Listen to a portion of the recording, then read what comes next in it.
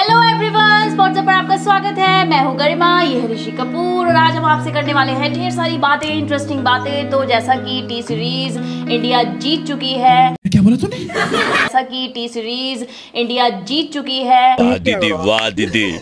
नहीं दीदी वाह दीदी। तो ऋषि जी, मेरा आपसे T series, sorry T20 series, T series जो कि गरिमा मैम जो कह रही है एकदम सही कह रही है, एकदम वो जो टी सीरीज जीत चुकी। हाँ, टीम इंडिया जीत चुकी है हमारी टी सीरीज।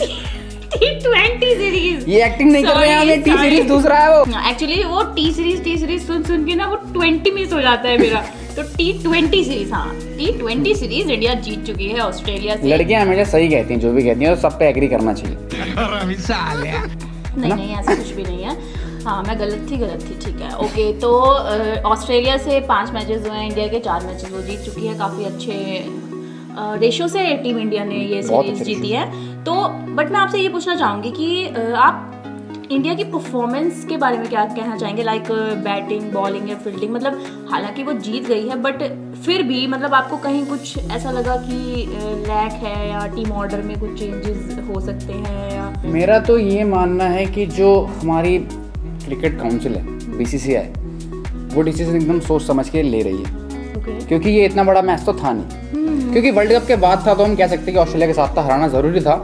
BCCI को सोचना भी चाहिए था कि हाँ, एक्सपीरियंस खिलाड़ी उतारे पिच पर ठीक है, वो नए खिलाड़ी टेस्ट कर रही है। अभी IPL भी आना है, फिर अभी साउथ अफ्रीका के साथ भी सीरीज है, 10 तारीख को मैच है साउथ अफ्रीका के साथ, उसकी भी एक अलग स्क्वाड है, इसमें मुकेश कुमार का नाम है, रिंकू सिंह का भी नाम है। तो अच्छी बात है, मतलब BCCI अगर इस चीज़ को देख रही है कि हाँ, हम नए खिलाड़ी टेस्ट कर रहे हैं। अभी गायकवाड़ है, इनको बहुत तगड़ा ओपनर मिला है टीम इंडिया के लिए, जो मेरे को लगता है पर्सनली जो रोहित शर्मा को रिप्लेस कर सकता है। खैर इस दुनिया में कोई है नहीं, ना इंडिया में कोई, ना पूरी दुनिया में कोई जो रोहित शर्मा को रिप्लेस कर दे एज अ ओपनर। रिप्लेस वाली बात नहीं है। मतलब अब नेक्स्ट वर्ल्ड कप तो रोहित शर्मा में भी विराट ना खेल पाए तो ऑब्वियस सी बात है उनके रिप्लेसमेंट में कोई तो चाहिए उनकी टक्कर का।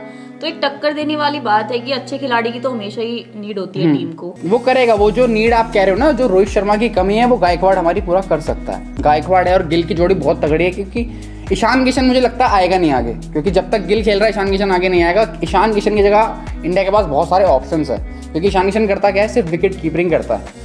तो उस विकेट कीपिंग में हमारे पास एक्सपीरियंस में KL राहुल है, ऋषभ पंत है और भी काफ़ी हैं। तो फिर ईशान किशन के लिए वो नहीं जाएंगे।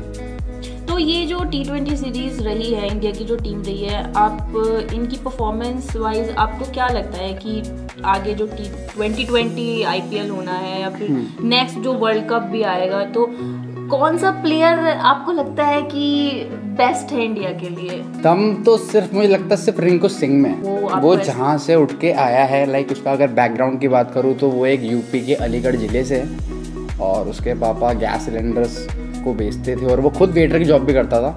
उसका एक भाई भी था छोटा और घर चलाने के लिए पैसे होते नहीं थे, तो क्रिकेट भी छोड़ दिया था उसने। पर आज इस प्लेटफॉर्म पर खेल रहा था, उसके लिए एक फ्लैग तो बनती है मेरे हिसाब से।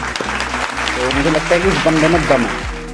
वो लेफ्टी है और लेफ्टी के शॉट्स मुझे ऐसे लगते हैं, मेरा जो पॉइंट ऑफ व्यू है, ऐसे लगता है कि बहुत धूरी मार रहा है और पूरे क्लास के साथ मार रहा है। तो मुझे लगता है उस बंदे में बहुत दम है, वो करेगा अपने टीम इंडिया के लिए कुछ तो भी करेगा वो। अर्शदीप सिंह ने जो मतलब कि इस पूरी सीरीज में इतना कुछ खास बॉलिंग तो उन्होंने की नहीं है। हाँ, बहुत पिटा है, बहुत पिटा है। और इस मैच में भी कुछ ज्यादा उन्होंने कुछ खास नहीं किया था, बट लास्ट ओवर जो उन्होंने वो एकदम अनएक्सपेक्टेड था वहाँ सिर्फ 10 रन की जरूरत थी ऑस्ट्रेलिया को।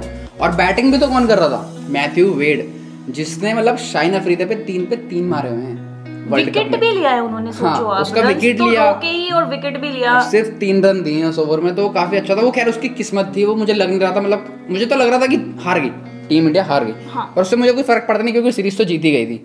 पर फिर भी अगर मैं बॉलिंग की बात करूँ अर्शदीप सिंह की, तो बहुत पिटा है। उसके जो रिप्लेस में आया था दीपक चाहर, वो भी बहुत पिटा है। खैर 2 विकेट दोनों लेके गए थे अपने टाइम पे, पर मुझे लगता है कि बहुत बॉलिंग में इतनी कुछ खास मुझे ना मजा नहीं आ रहा था उनकी बॉलिंग देख के। ना टप्पे सही से पड़ रहे हैं, मतलब क्या, मतलब जो वो फील्ड लगा रहे थे उस फील्ड के अकॉर्डिंग वो बॉलिंग नहीं कर पा रहे थे। मुझे कहीं ना कहीं बहुत कमी महसूस हो रही थी कि अब बहुत सारे बॉलर्स भी तो हैं टीम इंडिया के, भोवी को खिला लो यार, और भी तो हैं, आप मतलब इन्हीं को लेके चले जा रहे हो क्योंकि आपको लगता है कि आगे खेलेंगे।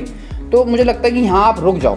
बॉलिंग में मुकेश कुमार ने काफ़ी इंप्रेस करा है, नया बॉलर है, IPL में दिल्ली की तरफ से खेलता था वो, अभी भी खेल ही रहा है। मतलब जब से मैं उसे जानता हूँ, मुकेश कुमार जब से मैं जानता हूँ, वो दिल्ली की तरफ से खेल रहा था, मैं तब से जानता हूँ, और वो काफ़ी अच्छी यॉर्कर मारता है। उस टाइम भी मारता था, अब भी मार रहा है और आज वो टीम इंडिया के लिए खेल रहा है। तो उसने उस बॉलर ने मुझे काफ़ी इंप्रेस करा। मतलब अगर उसको बोल दिया ना कि 6 की 6 यॉर्कर फेंकनी है तो 6 की 6 यॉर्कर फेंके एकदम सटीक पैरों के आगे, ऐसा बॉलर बन गया वो टीम इंडिया के लिए। टीम इंडिया के स्पिनर्स की अगर बात करें तो बिश्नोई जी और अक्षर पटेल हैं। तो अभी जो 10 तारीख से साउथ अफ्रीका के साथ भी T20 सीरीज शुरू होने वाली है, तो आप टीम में क्या चेंजेस लाना चाहते हैं, या इन 2 स्पिनर्स में से आपको क्या लगता है कि कौन बेस्ट है, किसको खिलाना चाहिए, या बैटिंग वाइज या कैप्टनशिप सूर्य कुमार यादव के पास ही रहनी चाहिए या उनको रिप्लेस करना चाहिए? देखो, अगर मैं अपना पर्सनल पॉइंट ऑफ व्यू दूँ अपने स्पिनर्स को लेके, बिश्नोई और अक्षर पटेल को लेके, तो दोनों की परफॉर्मेंस में कोई भी कमी नहीं है।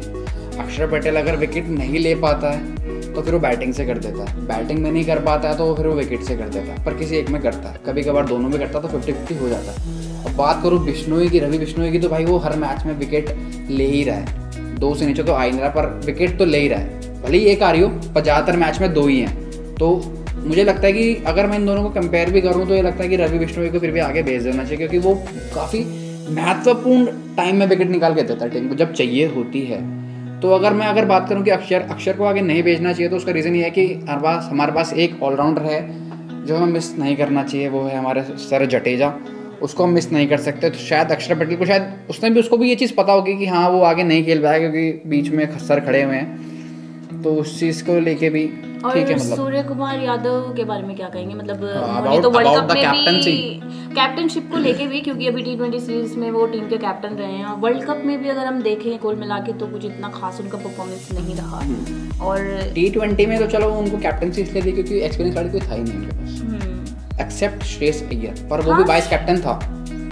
तो मुझे लगता है कि ठीक है, बीसीसीआई चेक ही तो करती है कि कौन क्या कर सकता है, कौन क्या नहीं कर सकता, जब पूरी टीम ही नहीं है। नहीं ठीक है, तो जैसे कि श्रेयस अय्यर और सूर्य कुमार यादव दोनों ही वर्ल्ड कप भी खेले हैं और श्रेयस अय्यर ने भी अच्छा परफॉर्म किया वर्ल्ड कप में, बहुत अच्छा, मतलब इनफैक्ट सूर्य कुमार से ज़्यादा बेटर उन्होंने परफॉर्म किया है। तो अगर इन्होंने अभी कैप्टनशिप सूर्य कुमार यादव को दी है, आपको नहीं लगता कि श्रेयस अय्यर को भी चांस देके देखना चाहिए?